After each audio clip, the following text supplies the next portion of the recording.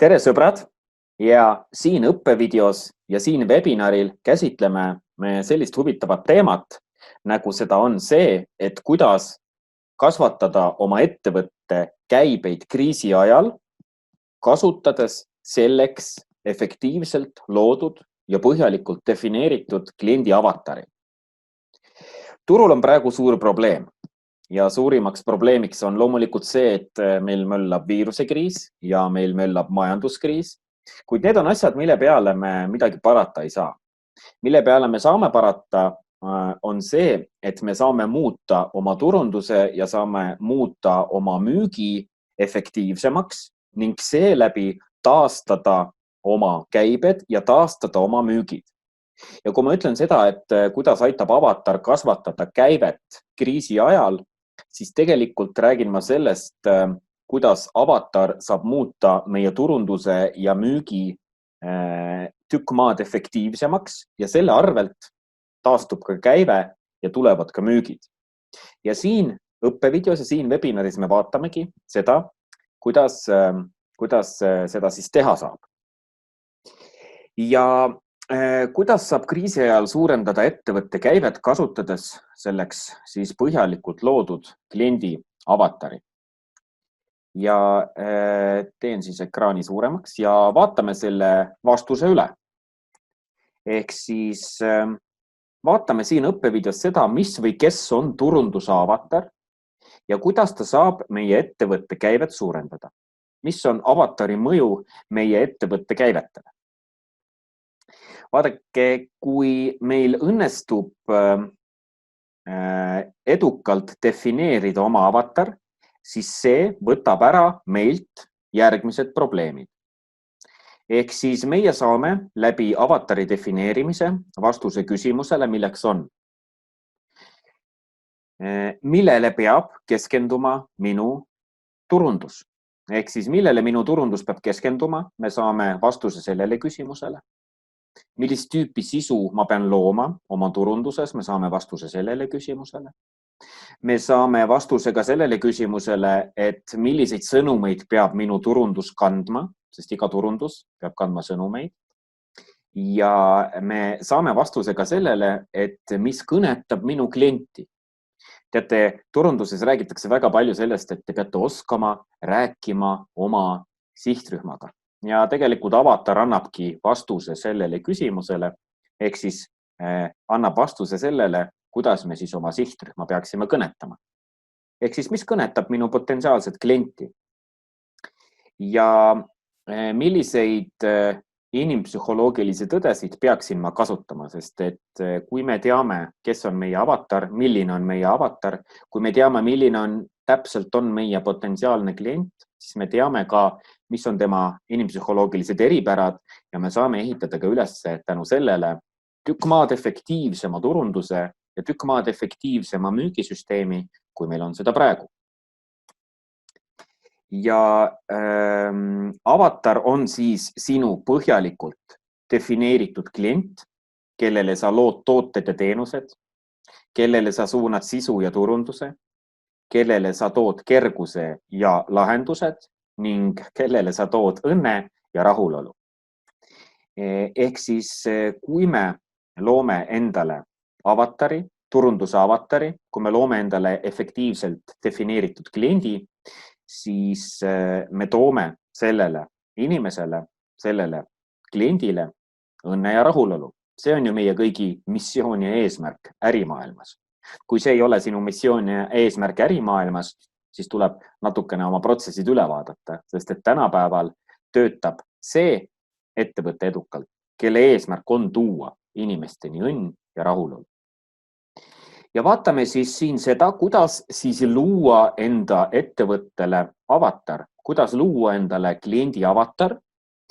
Ja loomulikult on esimene samm kliendi avatari loomisel see, et me peame paika panema tema sugu, vanuse, elukoha, tema suhteseisu ja ka selle, kas tal on lapsed või mitte.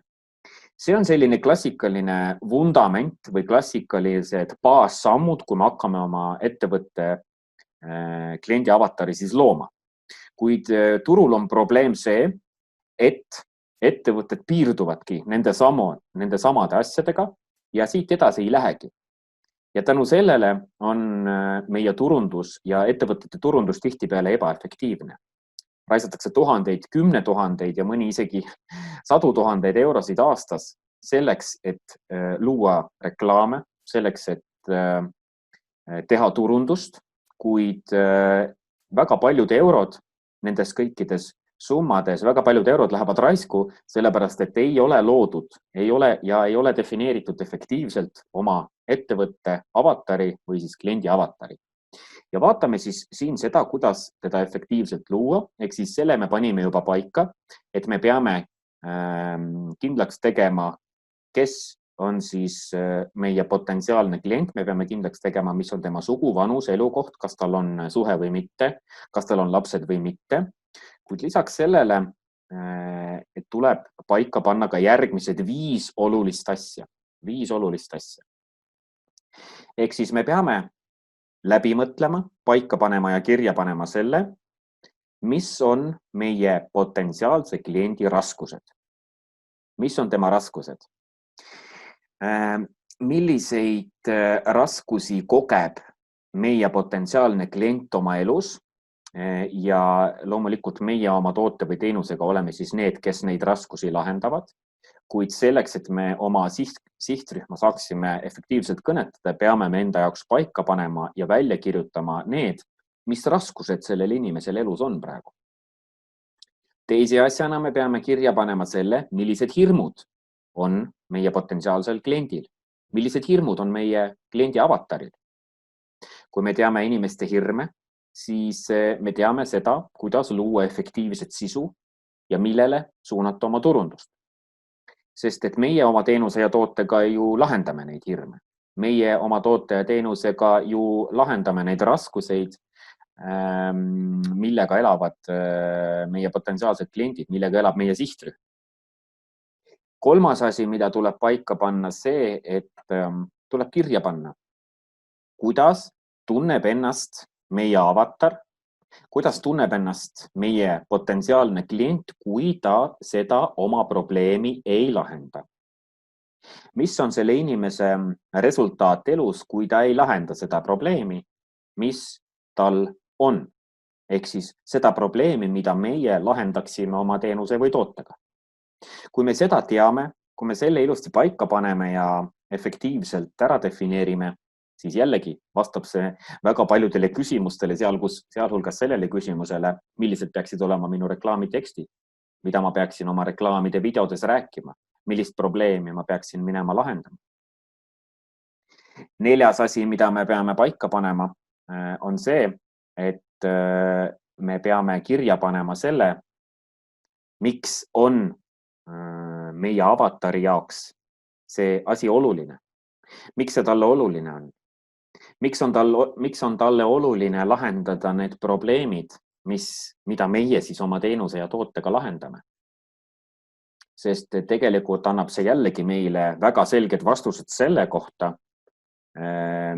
kuidas luua oma turundustekste, kuidas luua oma turundusvideosid. Et miks on meie toode või teenus tema jaoks oluline? Ehk siis miks on tema jaoks oluline lahendada hirme, probleeme ja raskusi? Ja 5. on see, et me peame paika panema ja selgelt välja kirjutama selle, mida soovib meie potentsiaalne klient saavutada olukorras, kus ta kasutab meie toodet ja teenust. Mida ta soovib saavutada? Ehk siis, et nagu te näete, on need kõik 5 asja omavahel seotud, kuid me peame nad ikkagi eraldama selleks, et luua efektiivne ettekujutus selle kohta, kes ja mis ja milline on täpselt meie kliendi avatar, ehk siis meie potentsiaalne klient, ehk siis meie sihtrühma liige. Ja kui me oleme need 5 asja enda jaoks selgeks teinud ja välja kirjutanud, muide, nende asjade väljatoomiseks on ka omad metoodikad, kuid kui me oleme need 5 asja enda jaoks kindlaks teinud, siis on meil väga palju informatsiooni, väga palju olulist informatsiooni oma sihtrühma kohta ja siit me saame välja tuua ka ja siit me leiame vastused selle kohta, millist sisu luua, milliseid videosid luua, milliseid tekste kirjutada, mis on efektiivne, mis ei ole efektiivne. Ja tegelikult avatari loomisel on ettevõtte ja ettevõtte turunduse jaoks väga-väga suur tähtsus. Konkurent, kellel on efektiivselt defineeritud avatar, omab eelist, oma konkurendi eest omab väga tugevat eelist, sest tema turunduse peale kulutatud euro on tükk maad efektiivsem kui tema konkurendil, kellel ei ole defineeritud oma kliendi avatari. Ja mina kutsungi sind tasuta online konsultatsioonile, kus me loome just sinu ettevõttele efektiivse kliendi avatari.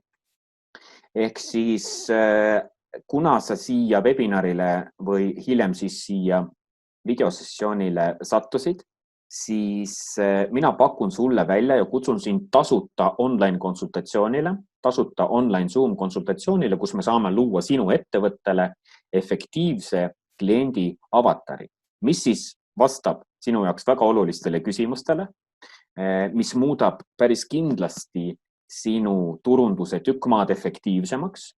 Ja kui sind huvitab see tasuta konsultatsioon, muide, see ei kohusta sind mitte millekski muuks, siis kirjuta mulle privaatne sõnum, saada mulle Messengeri sõnum ja koordineerime siis juba online koosoleku.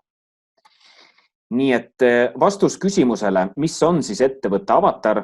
Lühikene vastus on see, et avatar on efektiivselt defineeritud potentsiaalne klient ja mina kutsungi sind tasuta online konsultatsioonile, kus me siis defineerime sinu jaoks efektiivselt sinu avatari või siis sinu potentsiaalse kliendi ja tänu millele me saame vastused selle kohta, kuidas kõnetada oma sihtrühma. Nii et kirjuta mulle personaalne sõnum, privaatne sõnum ja räägime edasi. Tšau!